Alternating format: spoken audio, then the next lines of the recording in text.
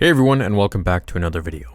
Now, Count Dooku was molded by two unique powerful masters, Yoda and Sidious alike. Powerful beings at the opposite end of the spectrum, yet who at the same time shared many similarities. Similarities Dooku is musing over as he awaits his Sith Master's arrival in the industrial complex known as the Works on Coruscant. In James Luceno's Labyrinth of Evil, we're gonna go over something that's quite interesting here. It's the old EU book I've been going over with you guys, that follows Anakin's and Obi-Wan's last adventure before the start of Episode 3. And as Dooku compares the 800-plus-year-old sage with the being that is the embodiment of 1,000 years of Sith teachings, he recalls his duel with the diminutive Grand Master of Geonosis in Attack of the Clones. The outcome of which is very different in Dooku's mind than how Yoda remembers it, and how a lot of fans actually think the fight went. Of his youth, Sidious had offered little these past 13 years.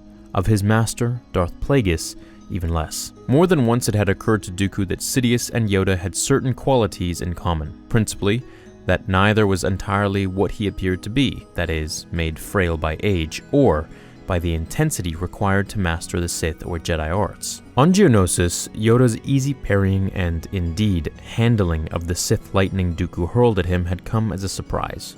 Had made him wonder if, on some level during the course of Yoda's 800-odd years, the Jedi Master hadn't delved into the dark arts, if only as a means of familiarizing himself with his perceived enemy. And on Vun, only months ago, Yoda himself had admitted as much. "Carry a darkness with me, I do," he had said. Yoda probably believed that he had defeated Dooku on Geonosis, but in fact, Dooku had only fled the fight to safeguard the plans he had been carrying, the technical readouts to what would one day become the ultimate weapon. Are there other ways you can think of how Yoda and Sidious are alike? Do you believe Dooku actually retreated for the Death Star plans and wasn't really afraid of Yoda? Do you think he could have outpowered him, even? Now, something also interesting here is that Yoda says that the darkness he carries within him. This is something we can also see from the Clone Wars when Yoda fought his dark side self just before he met Bane, or at least the Sith ghost of him. And mind you, this was all on Korriban, the dark side planet of the Sith. Now, what a lot of people don't understand is that everyone has the dark side within them,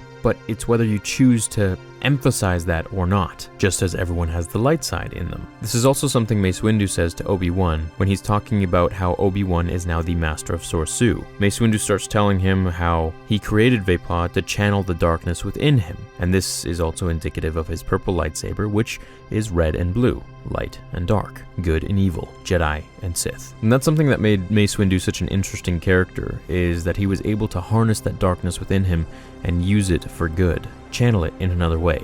And this is something that I guess Yoda is talking about as well. When Dooku talks about Yoda handling the Force lightning that he hurled at him, it makes you wonder if Yoda had actually ever used Force lightning himself to really understand how to ricochet that. Now, there is a force power called Tutaminis, which allows you to actually hold a lightsaber blade for a brief amount of time, depending on your force ability.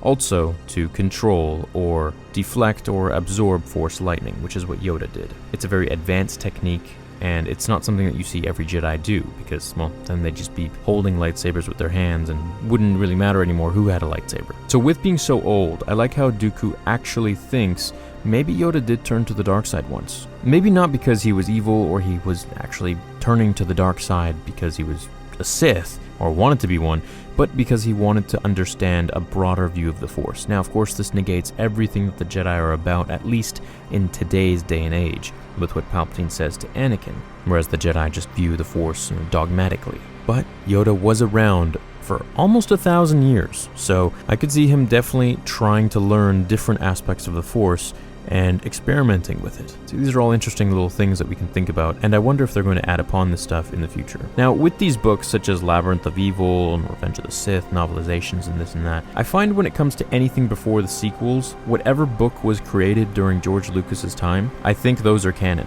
in my opinion. I just feel like if George wrote off on those, or if he accepted those as being, the prelude or the sequel to After Revenge of the Sith, or like this one, the prequel to Revenge of the Sith, Labyrinth of Evil by James Luceno, then that would make it, in my mind, canon at least. Now, I know it's a very controversial thing to say, but in my opinion, I just think that that's really what George would have wanted. And for me, I'm a George Lucas Star Wars fan, so I'm going to leave you guys with that. Let me know what you think about all this in the comments below, and I'll see you in the next video. Thanks for watching. Until then, remember, the Force will be with you. Always. Now, fulfill your destiny.